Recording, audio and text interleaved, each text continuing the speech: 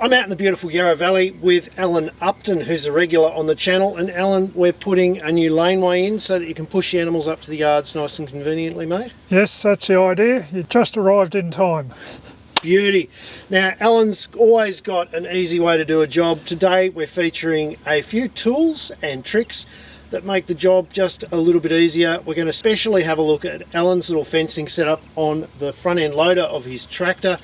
And then we're going to go through a few little gadgets, some of which you've seen on the channel before and some of which are brand new, that are looking like making the job a whole lot easier. Let's get into it, Alan. Good.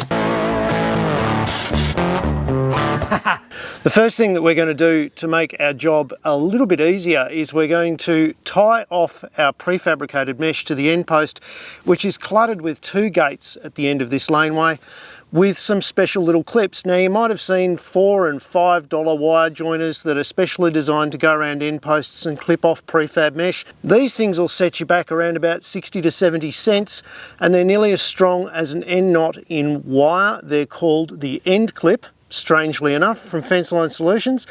Alan, you ever used these before? Never seen them before. There you go, mate. Have a go. Thank you. Apparently all we need to do is put a bend in the wire like this, slide this on here, then back through there, and that's it. Now, apparently it's just a matter of taking this around the post, clipping it back onto itself, and that's it. Number two,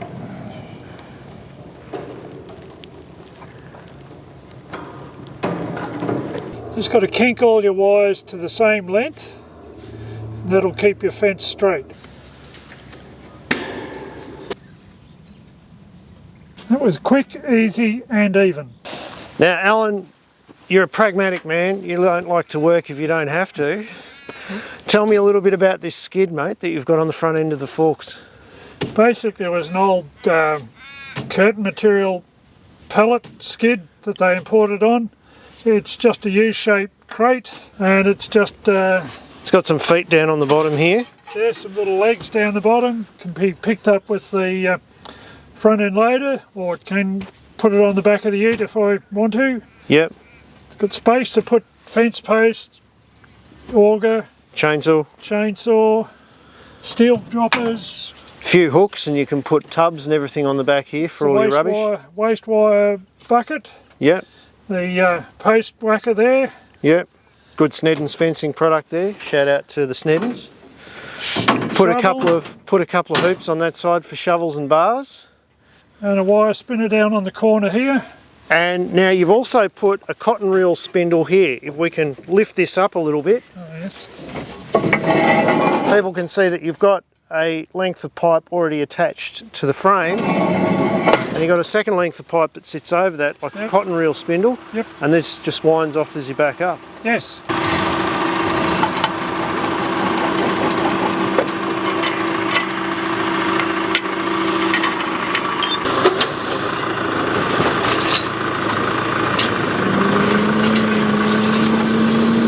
Your tool chest here, it's big enough to carry most of the tools and the fittings that you need for your fencing. One of the worst things about being on a farm doing fencing is that your tools are always in the other ute, or they're in the shed when you get down the fence line. But in this case, all your fencing tools stay with your fence, don't they? They're here, yes. It's no going back to the workshop to get whatever you forgot. The tools are dry when you shut the box.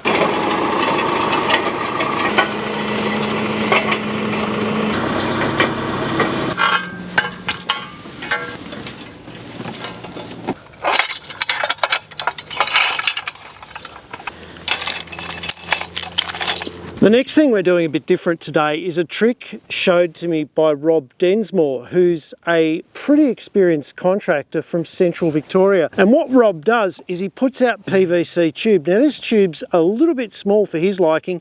He likes 150mm sewer pipe. He'll put out 1 metre lengths underneath either his hinge joint or his barbed wire when he's doing a long strain. He reckons for 500 metres, 3 or 4 lengths is enough. And what happens is, as soon as you start to put strain on the wire, all of the wire right down the line lifts up off the ground, and that stops little branches, sticks, any kind of little obstruction from ruining your strain. And it means he doesn't have to walk back down the strain line undoing his wire, then restraining, then walking back down, undoing his wire and restraining. All he's got to do is stay up the end, strain it to the right tension, wire's completely off the ground, tie it up, job's done. Have at it, Adam. Pretty good. So Adam and Jude are on the strainers at the moment, straining up this prefab mesh, and you can see as it's getting tighter, it is definitely lifting up off the ground. There is no weight being applied to the ground at all, and you can see these little tufts of tussock. It's pulling over them beautifully, it's not digging in at all. If there were roots, big roots and things like that, maybe you might still have to come back and have a look one time, but you can see the wire's completely out of the grass all the way down the fence line, and all we had to do was use some 90mm PVC. And as Rob Densmore says, 150 works much better. We just didn't happen to have any for this trial. No walking back along the fence line. Thanks, Rob. Now I just want to give a big shout out too to Adam from Upton Agronomy. How are you, Adam? Very good, Tim. If you need agronomy services in the Greater Yarra Valley region and you're interested either in grazing or in horticulture, get on to Upton Agronomy. They give good, independent, up-to-date advice. Right, now it's time to try this trick with barb.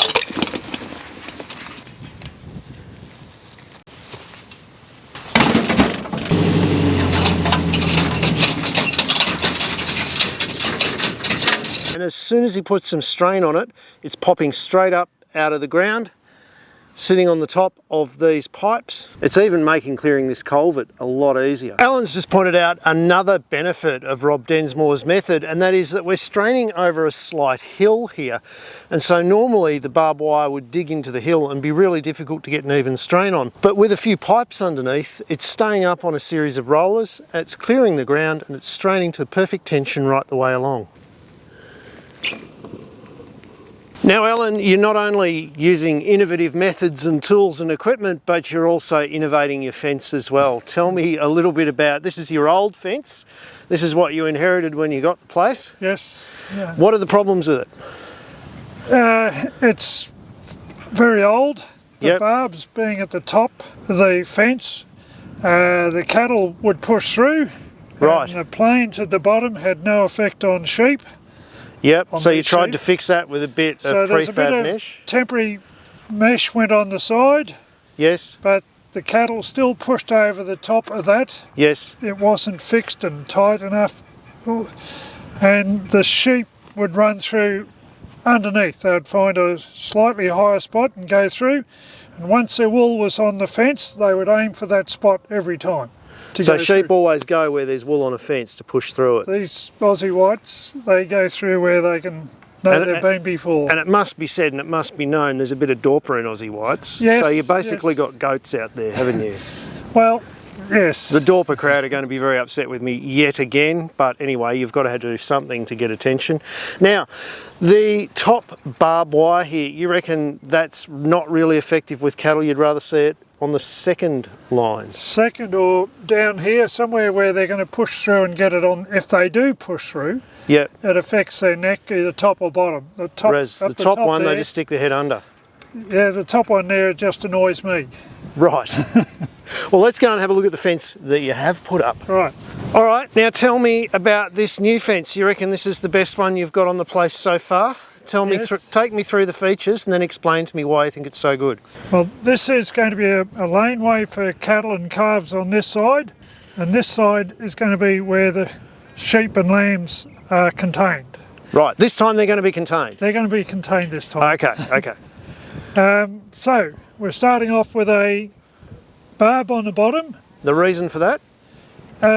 Stop the sheep going underneath. Yep. And potentially some other wildlife that stick low to the ground. Yes, yes, which you don't particularly want in the sheep paddock. No, I don't need them there. We've got a 150 fabricated fence here, picket fence, picket distance. Yep. A barb at the top, so if the cows do try and go over the top, they've got barb under their chin. Yes. Finished off with this barbless wire on the top, and that keeps me happy. And that looks the same as barbed wire. It's still got the site valuation, but it doesn't have the barbs on the top. So they've actually figured out that that saves about 80% of wildlife injuries as well. Good to stop know. stinky messes in the fence. Good Now, to the know. other thing I like about this fence is that you've got your prefab mesh, your 890/15.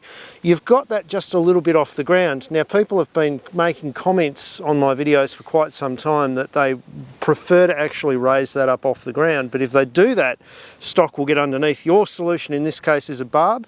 Yes. You could also, if you're wired up, you could run an electric wire down a little bit lower on Yes. some offsets or Yes. something and try and keep stock out of there as well, couldn't you? Well, having it down there and up here, Yep. it does keep the barb further away from my cows, which is important for their skin condition. Let's come back in about 12 months and see if your Aussie whites stay on that side. That side. Guys, don't forget, if you like this kind of content, don't miss out. Hit the subscribe button, hit the notifications button, and you'll get every video that we put out. No, more. It's a good girl.